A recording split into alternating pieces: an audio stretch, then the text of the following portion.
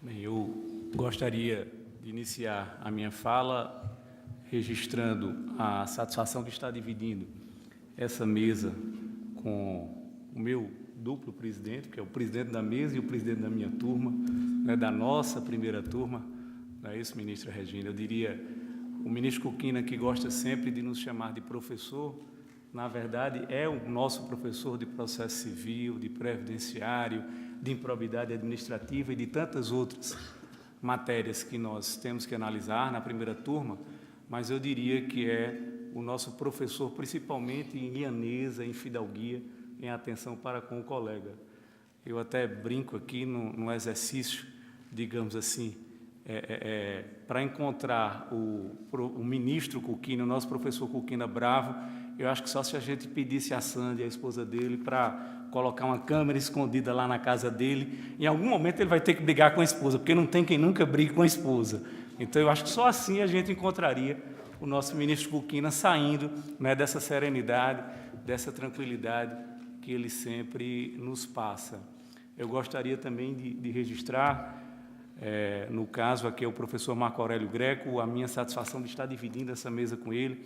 Eu que já o conhecia pelos livros, pelos textos, mas ainda não tinha tido a oportunidade de ser apresentado pessoalmente, né? E via que, na realidade, às vezes a gente coloca muito bem o que, digamos assim, o que a gente sabe no papel, mas às vezes não consegue transmitir. E o professor Marco Aurélio Greco, pela excelente palestra que nos brindou, demonstra que a sua cultura intelectual, a sua inteligência não está só em colocar, não é, a sua pena, não é, no papel, mas também na sua oratória, na transmissão do saber que acaba de nos brindar.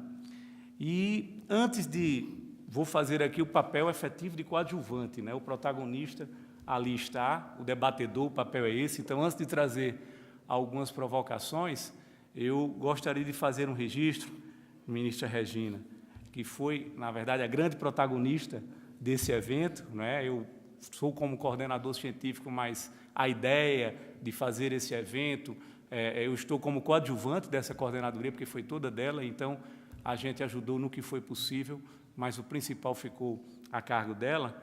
Eu me lembrei que a professora Misabel, quando falava na sua exposição, ela trabalhou muito com o falso verdadeiro, e eu aqui vou fazer um pouco da realidade e da ilusão. Diante da expectativa, né, que a ministra Regina tinha a respeito do sucesso desse evento, eu diria, Regina, com os nomes que você conseguiu colocar, não há dúvida, o professor Ives abrindo, depois o professor Hugo, depois o professor Marco Aurélio Greco, a professora Misabel, e com o encerramento que nos brindará o professor Sacha, eu já diria a ela que isso seria uma realidade como efetivamente está sendo, então não há dúvida. Agora, com relação à ilusão, eu vou dizer que eu saio aqui um pouco iludido por duas breves situações. Eu agora pela manhã, quando eu estava a sair, minha filha que ali está assistindo à palestra, uma colega dela pensou que eu era o namorado dela. Então, eu fiquei ali me achando, me iludindo que estava efetivamente ainda muito jovem, né? O que era o mais novo, o filho mais novo, o juiz mais novo, o desembargador mais novo, o presidente mais novo, o ministro mais novo, mas os cabelos brancos já mostram que, então, está ficando para a ilusão. Depois, quando eu estava no almoço, o professor Ives chega e pergunta se é minha esposa. Aí eu, fico mais iludido ainda. E, por último, a professora Misabel, quando eu estava ali junto com o doutor Schubert Machado, grande tributarista nordestino e cearense, então ela disse, os jovens, eu digo, pronto, então eu estou efetivamente me achando, né? Sem contar que a ministra Regina ainda falou de que ela, teenager, e eu, mas bem, vamos pular essa parte, né? E vamos ao que efetivamente interessa. Dentro dos 3 tópicos que o professor Marco Aurélio nos trouxe, né, eu vou procurar efetivamente tratar inicialmente do planejamento tributário, sempre com provocações. Na verdade, jamais vou usar, no caso, estar trazendo qualquer considerações paralelas acerca do que nos já disse o professor, né? Depois o tópico das multas e o tópico das contribuições. E com relação ao planejamento, professor, o senhor muito bem já nos disse, né, que aquela questão do artigo 116, parágrafo único, aquela questão da normante elisiva, né, que ainda não veio ao mundo jurídico, que muitas vezes se coloca como um tópico principal, mas, pelo menos na impressão que tive inicialmente, seria um tópico paralelo ali, um tópico sem maior relevância, porque há instrumentos para se verificar se está havendo ou não uma elisão dentro, né, do nosso próprio Código Tributário Nacional e dentro de outras normas. Acontece que, quando esse dispositivo veio para o nosso Código Tributário Nacional, ele chegou, inclusive, a ser regulamentado, todos nós sabemos, né, vários trabalhos a respeito desse tema, numa medida provisória, e depois de muita controvérsia a respeito desses dispositivos, né, então, essa parte foi extirpada, a medida provisória, então, veio a ser convertida em lei sem tratar dessa matéria, né, sem tratar, sem ter esse procedimento regulamentado em lei. Na visão do senhor, embora isso seja um tema paralelo, a regulamentação desse procedimento administrativo para, no caso, se desconsiderar esses negócios que sejam praticados no afã, efetivamente, de haver uma elisão tributária, isso não seria, digamos assim, seria importante para trazer uma maior segurança para o contribuinte, né, para trazer uma maior segurança até para o próprio judiciário, quando estivesse a examinar essas situações de elisão, né, e verificar se aquele procedimento foi efetivamente respeitado, dentro do contraditório, dentro, enfim, das regras que venham a ser traçadas, né, numa eventual regulamentação desse dispositivo, né? Volto a dizer, senti a percepção que tive foi de que seria uma questão que não seria principal, seria uma questão paralela, mas isso não traria, efetivamente, uma maior segurança, né? Não seria importante, porque, pelo que a gente observa, salvo equívoco, isso foi em 2001, uma alteração, não é, no nosso Código Tributário, uma lei complementar em 2001. Então, são 15 anos. Né? Não estaria no momento da gente já regulamentar, né, a gente ter essa regulamentação. Segunda provocação que faço no que diz respeito ao tópico das multas. E com relação às multas, eu traria duas situações. No que diz respeito à sucessão, à responsabilidade por sucessão, sabemos que em alguns dispositivos específicos há a previsão de que, havendo a sucessão, né, então haverá, no que diz respeito, também a responsabilidade quanto às multas. Mas outros dispositivos não. É bem verdade que há um repetitivo do Superior Tribunal de Justiça, de certa forma generalizando, até em face do artigo 128 do Código Tributário Nacional, que prevê a questão dessa responsabilidade pelo crédito tributário, fala do crédito tributário, então abrangeria tanto o tributo como a penalidade, né? Então, dá uma, digamos assim, generaliza de que essa responsabilidade por sucessão abrangeria tanto o tributo como a multa. Mas, embora exista esse repetitivo, a gente vem observando que os tópicos, digamos assim, as questões vêm novamente chegando ao Superior Tribunal de Justiça para discutir em face dessa, digamos assim, dessa omissão em alguns dos dispositivos. Qual é a opinião do senhor como professor, né? A opinião, no caso, que o senhor traria, haveria ensejo para essa generalização, quando houvesse essa responsabilidade por sucessão, seja imobiliária, seja empresarial, seja qualquer tipo de sucessão ali especificamente envolvendo o fundo de comércio. Então, sempre quando houvesse essa sucessão, efetivamente, abrange o crédito tributário como um todo, ou haveria margem para uma interpretação de que teria que se observar cada dispositivo específico no que diz respeito ao tópico da multa. Outro tema com relação à multa, e essa semana a gente teve a oportunidade, de certa forma, debater isso no âmbito da primeira turma.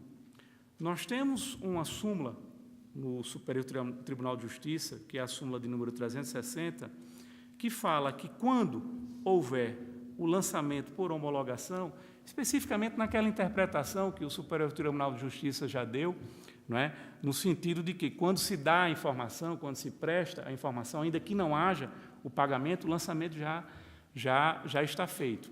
Então, o que é que diz a súmula? Uma vez realizado o lançamento por homologação, não há mais ensejo para a denúncia espontânea.